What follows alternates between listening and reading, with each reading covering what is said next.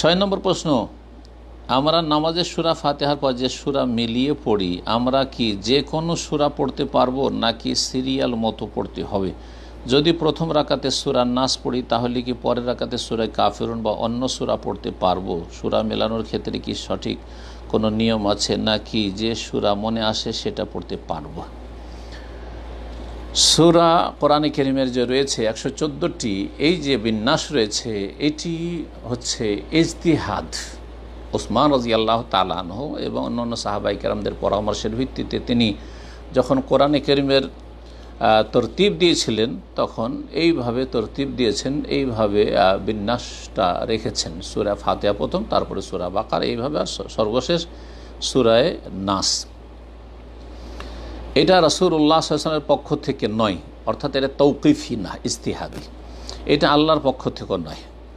আয়াতের যে বিন্যাসগুলি রয়েছে, অর্থাৎ সূরা বাকারার প্রথম দিক থেকে শেষ পর্যন্ত যে আয়াত, এই আয়াতের বিন্যাসগুলি আল্লাহ রাব্বুল আলামিনের পক্ষ থেকে। নবী সাল্লাল্লাহু আলাইহি ওয়াসাল্লামের উপর যখন আয়াতগুলি নাজিল হইতো তখন বলতেন যে এই আয়াতগুলি অমুক সূরার অমুক আয়াতের পরে বা অমুক আয়াতের আগে রাখো, ধরেন পরের আয়াত আগে নাজিল, এইভাবে করতেন।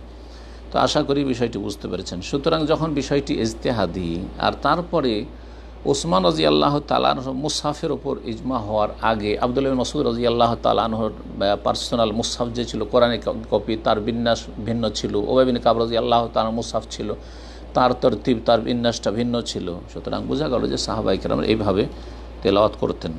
তাছাড়া রাসূলুল্লাহ সাল্লাল্লাহু আলাইহি ওয়াসাল্লাম তেলাওয়াতের ক্ষেত্রে সহি হাদিস দ্বারা প্রমাণিত, নাসাই, আবু দাউদ, এই হাদিস রয়েছে যে রাসূলুল্লাহ সাল্লাল্লাহু আলাইহি ওয়াসাল্লাম প্রথম সূরা ফাতিহার পরে সূরা বাকারা পড়লেন। সাহেব বলছেন যে ভাবলাম যে সূরা বাকারাতে 100টি আয়াত পড়ে ছেড়ে দেবেন, না পুরা শেষ করে দিলেন। তারপরে ভাবলাম যে এখন হয়তো রুকুতে চলে যাবেন, না, আবার শুরু করলেন। তারপরে সূরা আলে ইমরান না শুরু করে সূরা নেসা শুরু করলেন। সূরা বাকারার পরে সূরা আলে ইমরান আছে, কিন্তু আলে ইমরান না পড়ে সূরা নেসা শুরু করলেন।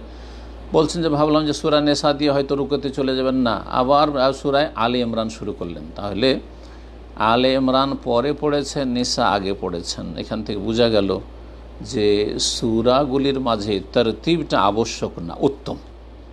হানাফি মাযহাবে যদিও এটাকে ওয়াজিব বলা হয়েছে, কিন্তু দলিল তার সাথে নেই, বরং দলিল রয়েছে অন্যান্য আইম্মায়ে কেরামগণ, অধিকাংশ আইম্মায়ে কেরামগণ, ইমাম শাফি, মালিক, আহমদ, যারা বলেছেন যে উত্তম তরতিবের খেয়াল রাখা কিন্তু জায়েজ রয়েছে, কোনো অসুবিধা নেই, কোনো অসুবিধা নেই, জায়েজ রয়েছে।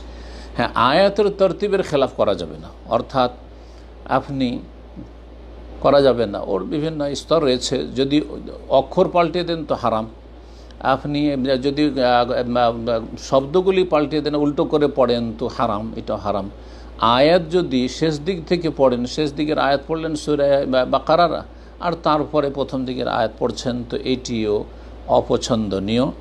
বিশেষ করে এক রাকাতে হলে জায়েজ নয়, কিন্তু অন্য রাকাতে হলে জায়েজ হলেও অনুত্তম, কারণ একই সূরার শেষ দিক আগে পড়লেন আর তারপরে প্রথম দিক পড়ছেন, এমনটা করবেন না। কিন্তু একটি সূরা আরেকটি সূরার আগে পরে হলে অসুবিধা নেই। এছাড়াও আরেকটি দলিল হচ্ছে, একজন সাহাবী সফরে তিনি কয়েকজন সাহাবীর যে অভিযান ছিল তাদেরকে নিয়ে, তাতে তিনি ইমামত করছিলেন, মানে দায়িত্বশীল ছিলেন।